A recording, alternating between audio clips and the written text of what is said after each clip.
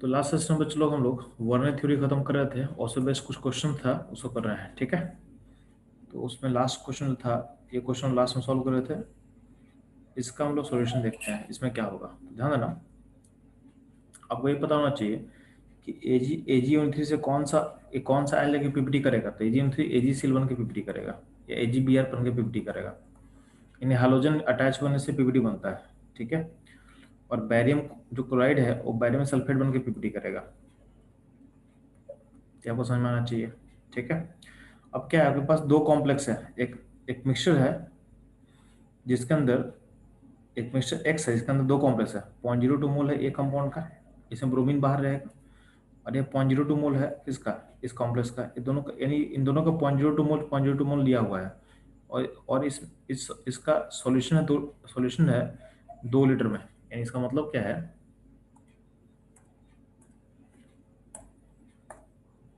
आपके पास एक 2 लीटर का सॉल्यूशन है।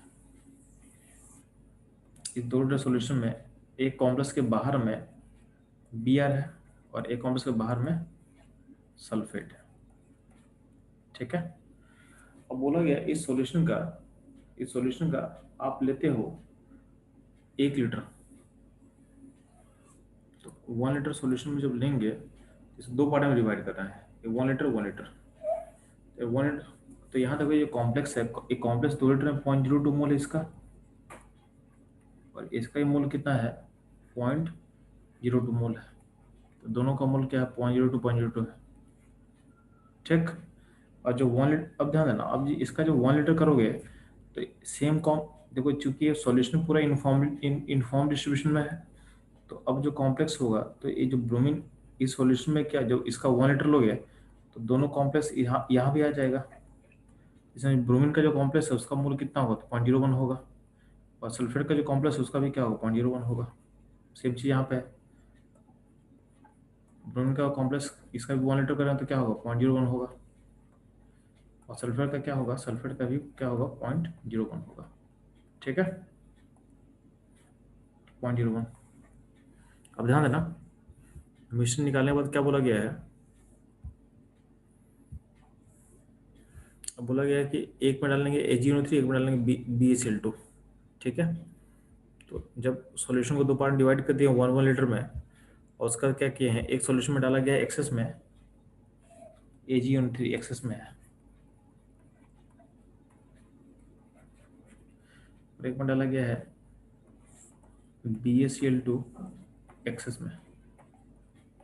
तो ध्यान देना AgO3 जो है उससे क्या पीपीटी बनेगा, तो बनेगा AgBr। तो चूंकि इसमें लिमिटिंग क्या होगा, लिमिटिंग कॉम्प्लेक्स कंपाउंड होगा, तो ब्रोमीन का जो कॉम्प्लेक्स उसका मोल है 0.01, इसका मोल भी कितना बनेगा, बनेगा 0.01 मोल बनेगा, ठीक। बैरियम जो है, बैरियम किसको लेकर पीपीटी करेगा, तो बैरियम सल्फेट को लेकर पीपीटी करेगा। अब ध्यान है, जो सल्फेट का जो कॉम्प्लेक्स है उसका 0.01 मोल है। चूंकि बैरियम क्लोराइड एक्सेस में है, तो लिमिटिंग रेट कौन होगा, तो लिमिटिंग ये वाला। जितना जितना सल्फेट बाहर में होगा, तो बाहर सल्फेट में कितना है 0.01 मोल है। जितना मोल सल्फेट आयन होगा उतना ही बनेगा बैरियम सल्फेट का पीपीटी। इसका मोल कितना हो जाएगा 0.01 हो जाएगा, ठीक है। इन दोनों पीपीटी का मोल होगा 0.01 तो इसका आंसर क्या होगा, ध्यान देना, इसका आंसर हो जाएगा ए। इन दोनों का 0.01 होगा, ठीक है।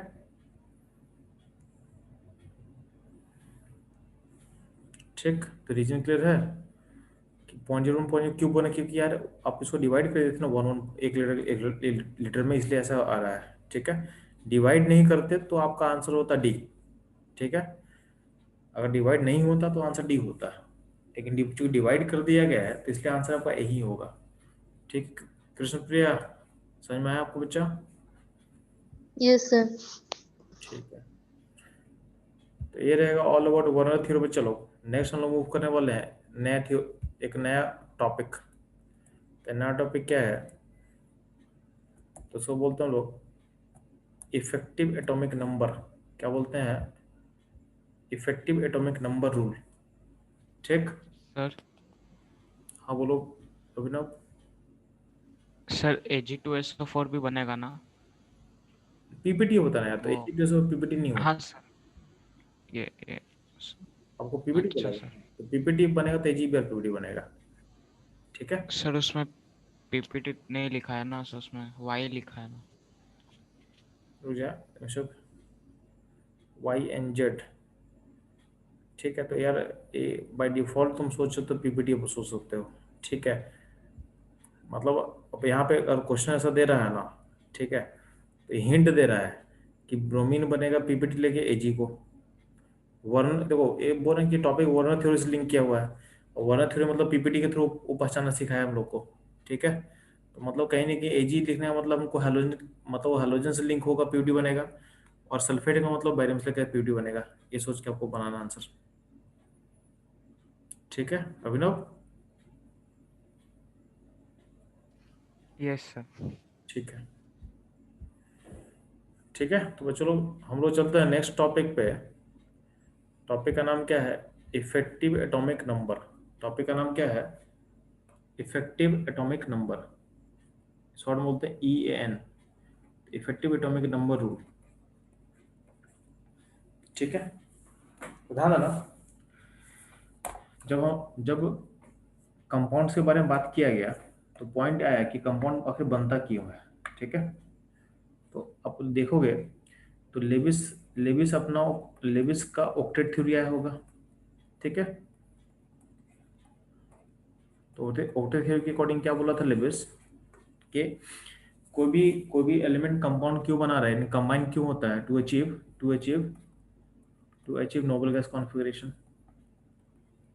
To achieve noble gas configuration. यानी किसी भी कंपाउंड फॉर्म करने के बिहाइंड नोबल गैस फॉर्मेशन का एक रीजन दिया गया,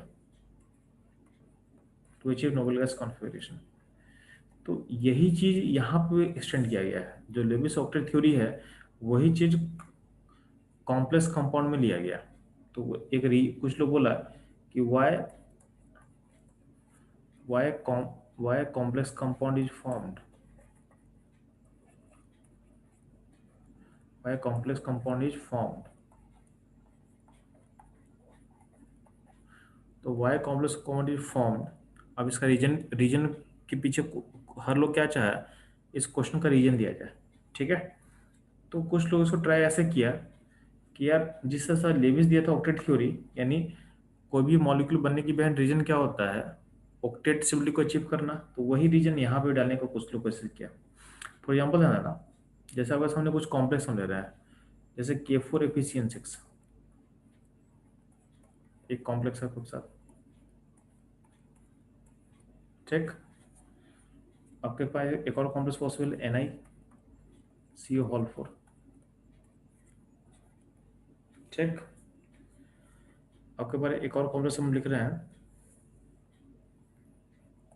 K3COCN का होल 6। ठीक, और ध्यान देना, इसमें बोला कि जो आपका जो सेंट्रल कॉम्प्लेक्स कंपाउंड फॉर्म होने के बिहाइंड रीजन क्या बोला गया, तो बोला कि नोबल गैस कॉन्फिगरेशन अचीव करना। तो वो इसे बोला गया कि जो सेंट्रल मेटल होता है, सेंट्रल मेटल एटम जो होता है, इन नोबल गैस कॉन्फिगरेशन को अचीव करता है, नोबल गैस कॉन्फिगरेशन को अचीव करता है, और यही यही रीजन होता है ये कॉम्प्लेक्स कंपाउंड फॉर्म करेगा। तो central metal atom Nobel gas configuration को अचीव करना चाहता है, ये बोला गया। यानी बोला गया कि कॉम्प्लेक्स कंपाउंड बनता क्यों है, तो to achieve noble gas configuration for QH, for central atom. अब इसको कैसे निकालना ध्यान देना, तो कुछ कुछ कॉम्प्लेक्स कंपाउंड पे इसको अप्लाई करके दिखाया गया। फॉर एग्जाम्पल ध्यान देना, इसमें सेंट्रल मेटल का चार्ज क्या है जी, तो इसमें Fe+2 है, तो आयरन था, तो आयरन का इलेक्ट्रॉन इलेक्ट्रॉन कितना होता है 26, लेकिन इसमें आयरन का स्टेट क्या है +2, तो +2 हो गया, तो +2 मतलब कितना हो जाएगा 24, 24 इलेक्ट्रॉन सिस्टम में है। और यहाँ पे लिगेंड है ब्रैकेट में, कितना लिगेंड है 6 लिगेंड है, तो 6 Cn- है। और आपको पता है कि हर लिगेंड कितना इलेक्ट्रॉन देता है, तो हर लिगेंड देता है 2 इलेक्ट्रॉन, तो 6 लिगेंड कितना देगा 12 देगा, तो ये 12 हो गया। ठीक है, तो ये मेटल आयन और लिगेंड मिला के टोटल इलेक्ट्रॉन कितना हो रहा है 36, ठीक है। तो इस यानी जो मेटल आयन है प्लस लिगेंड का इलेक्ट्रॉन को जोड़ने के बाद जो बनता है उसको हम बोलते हैं इफेक्टिव एटॉमिक नंबर, कॉम्प्लेक्स का इफेक्टिव एटॉमिक नंबर, यानी जो 36 है इस कॉम्प्लेक्स का इफेक्टिव एटॉमिक नंबर हो गया। तो इफेक्टिव एटॉमिक नंबर का मतलब इस कॉम्प्लेक्स का इफेक्टिव एटॉमिक नंबर कितना हो गया 36 हो गया इस केस में, और ये बराबर किसके हो गया, तो बराबर है क्रिप्टन के। तो बोला गया कि आयरन जो कॉम्प्लेक्स बना रहा है क्यों बना रहा है, to achieve configuration of krypton यानी नोबल गैस। तो बहुत लोग इसको जस्टिफाई करने की कोशिश किया कि यार कॉम्प्लेक्स कंपाउंड बनता क्यों है, तो जो सेंट्रल मेटल एटम होता है अपने नियरेस्ट नोबल गैस के कॉन्फिगरेशन को अचीव करना चाहता है, कैसे, तो बाय एक्सेप्टिंग इलेक्ट्रॉन्स। तो आयरन का एटॉमिक नंबर 26 होता है, बट इस कॉम्प्लेक्स में जो इफेक्टिव एटॉमिक नंबर होगा वो होगा 36 यानी क्रिप्टन के बराबर। तो सही है, ये थ्योरी कहीं ना कहीं सही हो रहा था। इवन देखो अब निकल में यहाँ पे, तो निकल का इसमें स्टेट क्या होगा, जीरो। तो निकल का एटॉमिक नंबर 28 होता है, और इस कॉम्प्लेक्स में जीरो स्टेट है तो 28 ही रहेगा। इस कॉम्प्लेक्स में निकल का स्टेट जीरो है तो 28 ही रहेगा। अगला पॉइंट है किसमें लिगेंड क्या है, कार्बन मोनोऑक्साइड, तो कितना लिगेंड, 4 लिगेंड है, तो 4 लिगेंड का इलेक्ट्रॉन कितना होगा, 8 होगा। दोनों को ऐड कर ले, तो इस कॉम्प्लेक्स में निकल का इफेक्टिव एटॉमिक नंबर कितना होगा, तो 28 प्लस 8 कितना होगा 36। तो ये हो जाएगा 36 हो जाएगा इस कॉम्प्लेक्स का इफेक्टिव एटॉमिक नंबर। अब चूंकि क्रिप्टन के बराबर है तो कहीं ना कहीं आपका जो इफेक्टिव एटॉमिक नंबर आ रहा है वो नियरेस्ट नोबल गैस के बराबर हो जा रहा है। तो इसलिए बोला गया कि कॉम्प्लेक्स बनता क्यों है, to achieve noble gas configuration, ठीक है। अगला बात करते हैं कोबाल्ट वाले का। तो कोबाल्ट का जो स्टेट कितना आ रहा है जी, +3 आ रहा है। +3 मतलब कोबाल्ट +3 का स्टेट कितना होगा, मतलब इलेक्ट्रॉन कितना होगा 27 था, +3 बनने के बाद कितना बचेगा 24 बचेगा। और सी एन कितना लिगेंड है, तो 6 CN माइनस है तो इसमें इलेक्ट्रॉन कितना होगा 12, सम कितना होगा 36, यानी इस कॉम्प्लेक्स का इफेक्टिव एटॉमिक नंबर कितना है, तो क्या बोलोगे कि ये 36 है, क्या है 36 है। और ये किसके बराबर है, तो बराबर है क्रिप्टन के। तो कहीं ना कहीं यहाँ आप जितना भी एग्जाम्पल दे रहे हैं वो हमारे थ्योरी को सेटिस्फाई कर रहा है, यानी जो कॉम्प्लेक्स कंपाउंड बनता है to achieve noble gas configuration for centre metal atom, ठीक है। अब ध्यान देना, तो कुछ कुछ, सर हाँ ना, सर वो 6 CN minus equal to 12 sir फिर से सुनो, समझाएंगे सर। एक एक लेकिन कितना इलेक्ट्रॉन देता है, तो एक लेकिन 2 देता है, यस सर। तो 6 लेकिन कितना देगा 12। 12। तो लेकिन यस सर। लेकिन इलेक्ट्रॉन किसको दे रहा है, मेटल को। तो मेटल, यस सर। देखो मेटल एटम +2 स्टेट में है तो 24, और 12 यहाँ से आएगा तो क्या हो 36, तो अल्टीमेटली कोऑर्डिनेट बॉन्ड बना के मेटल को देता है तो मेटल को 12 देगा। तो दोनों को ऐड कर लो तो ये दोनों, ये सारा इलेक्ट्रॉन कहाँ होगा, ये मेटल के पास ही होगा 36, ठीक है, समझ में आया अनन्या। Yes sir. ठीक, ठीक है। तो सिंपल सा यही है कि आपको बस अगर आप तो ये एक टर्म होता है इफेक्टिव एटॉमिक नंबर, उसका मतलब होता है कि टोटल इलेक्ट्रॉन काउंट करना, ठीक है, कौन सा बताएंगे जैसे आपको, ठीक है। और जब भी इफेक्टिव एटॉमिक नंबर का जो वैल्यू होगा इक्वल टू होगा नियरेस्ट नोबल नोबल गैस के बराबर हो जाएगा, तो हम बोलेंगे इसमें इफेक्टिव एटॉमिक नंबर रूल ओबे कर रहा है, ठीक है। तो ध्यान देना, लेकिन ध्यान देना ये जो क्वेश्चन, ये जो कुछ लोगों का जो हैप्पीनेस था ना कि चलो हम एक नया रूल बना दिए और खुश हो गया लोग, तो लोग का हैप्पीनेस मोमेंटरली था, क्योंकि जस्ट कॉम्प्लेक्स कंपाउंड बनना ऐसे, जैसे मान लो इस तरह कॉम्प्लेक्स कंपाउंड बनना स्टार्ट किया, तो K2NiCN होल 4, ठीक है, K3FeCN होल 6, तो इसका इफेक्टिव एटॉमिक नंबर निकालोगे इनका, तो इसका आएगा निकल +2 स्टेट में इसमें है, +2 मतलब 26, और CN का 8 हो जाएगा 34। इसका देखो तो आयरन +3 स्टेट में है तो 25, और 6 लेंगे मतलब 12 इलेक्ट्रॉन, कितना होगा,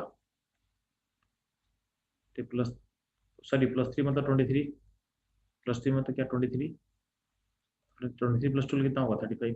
तो कहीं ना कहीं ये सारा कॉम्प्लेक्स बन रहा है, और इसमें नोबल गैस जो इफेक्टिव एटॉमिक नंबर है वो नोबल गैस को पहुंच नहीं पा रहा है, नोबल गैस को पहुंच नहीं पा रहा है।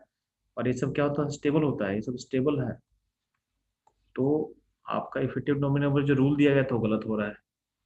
तो इफेक्टिव एटॉमिक नंबर रूल के अकॉर्डिंग क्या बोला गया था कि कॉम्प्लेक्स बनता है, अपन नियरेस्ट नोबल गैस के कॉन्सेंट्रेशन को अचीव करना चाहते थे, कॉम्प्लेक्स बनता है। बट यहाँ पे देखना है कि स्टेबल स्टेबल कॉम्प्लेक्स बन रहा है, स्टेबल कॉम्प्लेक्स है, बट इसमें ई एन रूल को ओबे नहीं कर रहा है।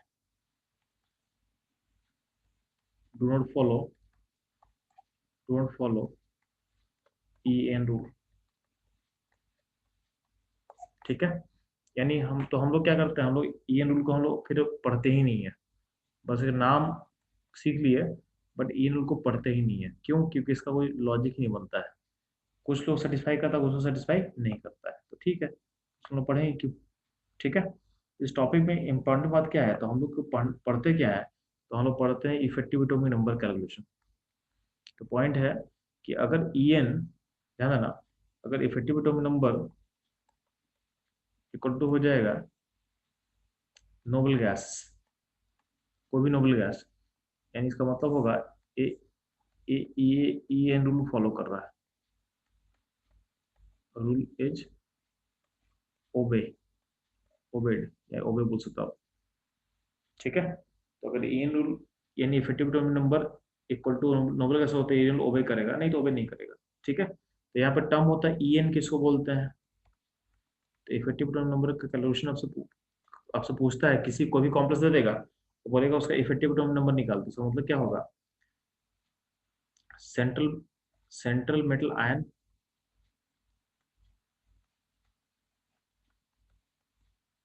ठीक है। तो electrons of central metal ion plus plus electron of ligand, इन इनको जोड़ने के बाद जो मिलेगा उसको बोलते हैं हम ई एन बोलते हैं, ठीक है। लिगेंड का इलेक्ट्रॉन जोड़ दे और सेंट्रल मेटल एटम का, सेंट्रल मेटल आयन जो है उसका इलेक्ट्रॉन को आपको जोड़ देना है, ठीक है। जोड़ने के बाद जो नंबर मिलेगा उसको बोलते हैं उस कॉम्प्लेक्स का इफेक्टिव एटॉमिक नंबर, ठीक।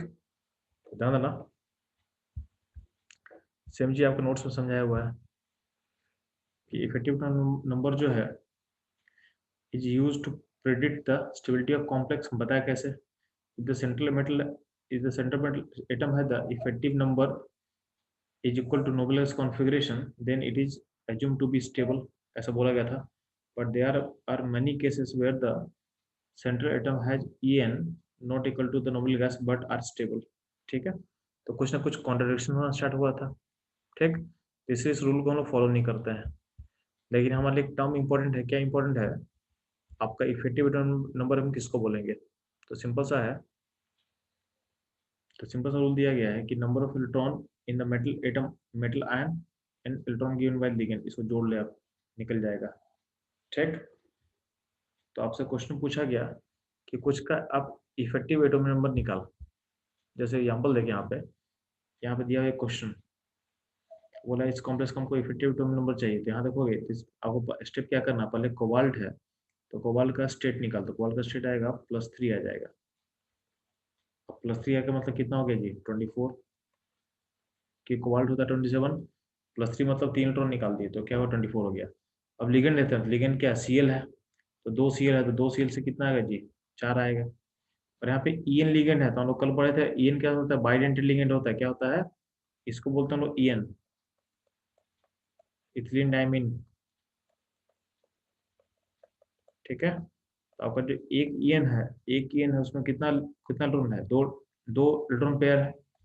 एक En मतलब एक बाइडेंटेड लिगेंड का मतलब होता है दो दो मोनोडेंटेड लिगेंड के इक्विवेलेंट होगा। तो 2 En का मतलब क्या होगा, तो 4 लिगेंड के इक्विवेलेंट है, तो टोटल टोटल लिगेंड इसमें कितना हो गया, तो En के कारण 4 टोटल, और Cl के कारण 2, 6, तो 6 लिगेंड से कितना इलेक्ट्रॉन आएगा जी, 12 आएगा। तो टोटल इसमें क्या होगा, 6 लिगेंड होगा, तो इलेक्ट्रॉन का नंबर कितना होगा, 12, और 24 + 12 कितना होगा, 36। तो इस कॉम्प्लेक्स का इफेक्टिव एटॉमिक नंबर कितना होगा, 36 होगा। तो हम क्या बोलेंगे, ये कॉम्प्लेक्स ई एन रूल को फॉलो कर रहा है, ई एन रूल को फॉलो किया है, ठीक है।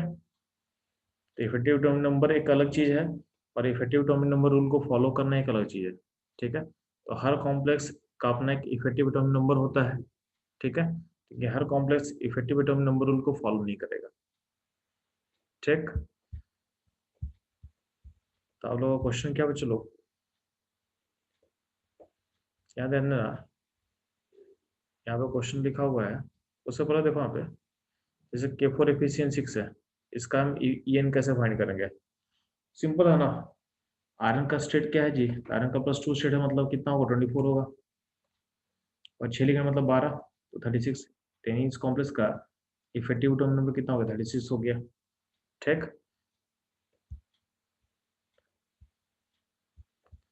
नेक्स्ट आपको करना क्या है, तो कुछ क्वेश्चन आपके सामने होगा, इस क्वेश्चन को आपको सॉल्व करना है।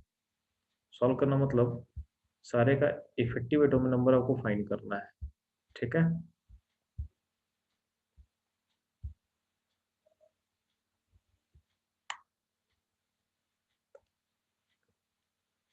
तो ध्यान ना,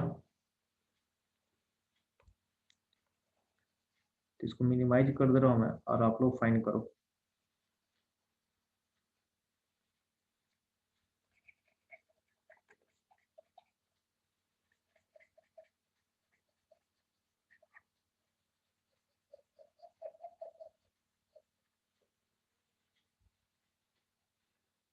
ठीक है, तो फटाफट फाइंड करो, देखो आपका आंसर क्या आ रहा है।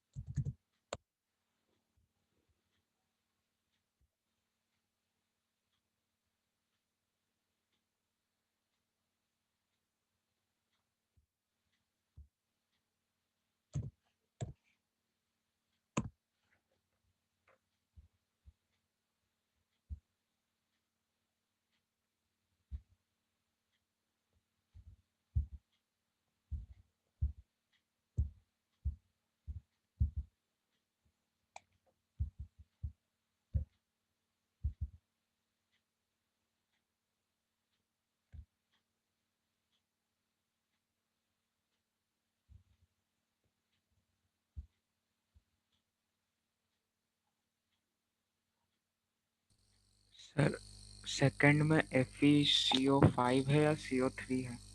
सेकंड में FeCO5 है। Okay sir. हम्म, सर और बच्चा, सर थोड़ा स्क्रीन थोड़ा और मैग्नीफाइड, सर नंबर्स नहीं दिख रहा है। ठीक है, ओके बच्चा, मैग्नीफाई में कर दे रहा हूँ स्क्रीन को,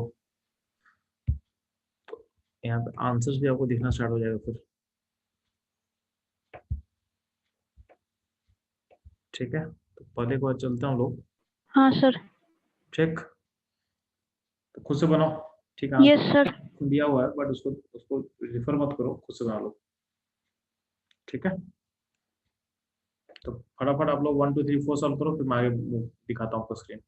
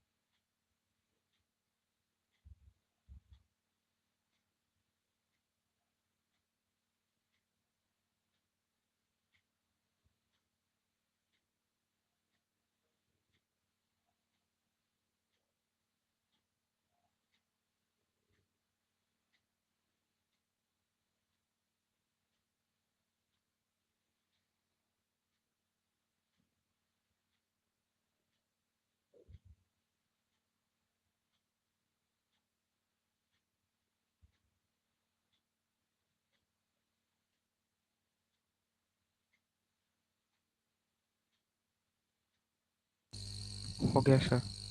हो गया ना? तो ठीक है, आगे मूव करते हैं हम लोग। 10 तक सॉल्व करो आप लोग फटाफट, 10 तक।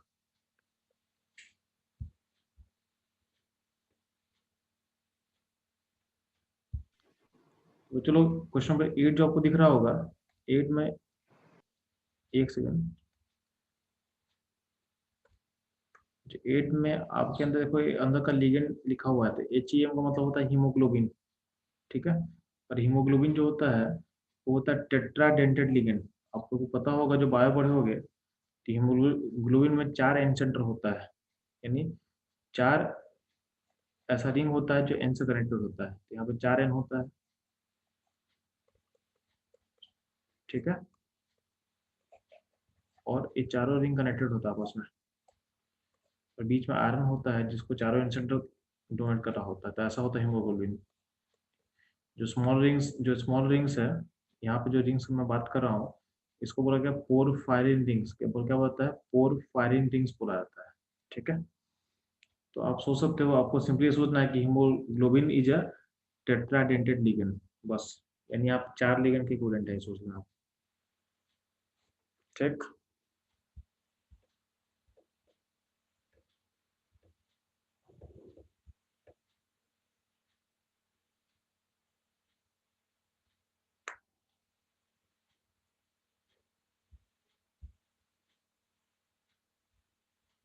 तो आपको 10 तो बना चुके हो, चलो और सॉल्व करोगे 11 12 13, ठीक है।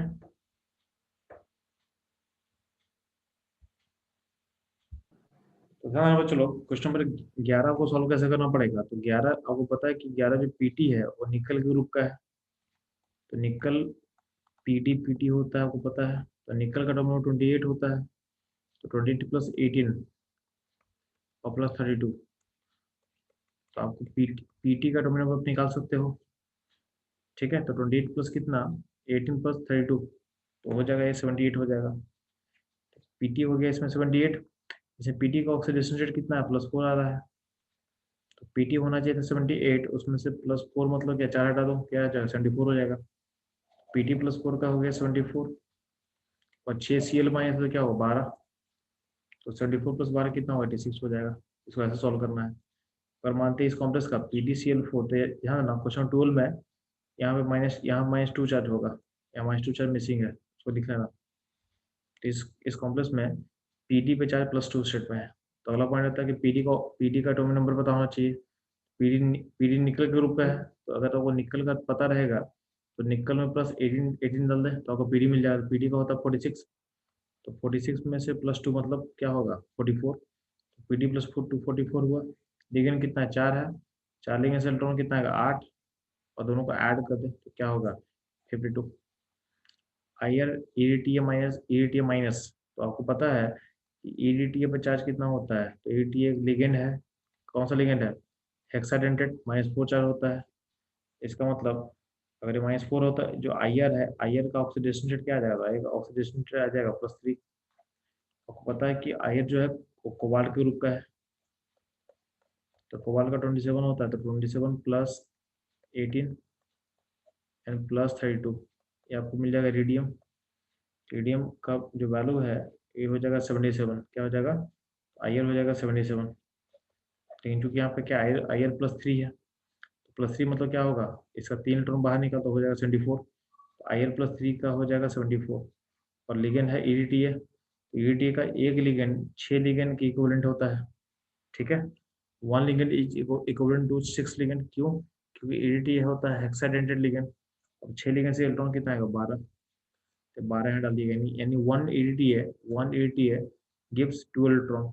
तो ऐड कर दिए इसको यहाँ पे, तो 74 + 2 कितना होगा, 86। इस तरह से इस इस कॉम्प्लेक्स का जो इफेक्टिव एटॉमिक नंबर है वो हो जाएगा कितना, हो जाएगा 86, ठीक है। इसको आप ऐसे सॉल्व कर सकते हो। इसमें कोई दिक्कत हो चलो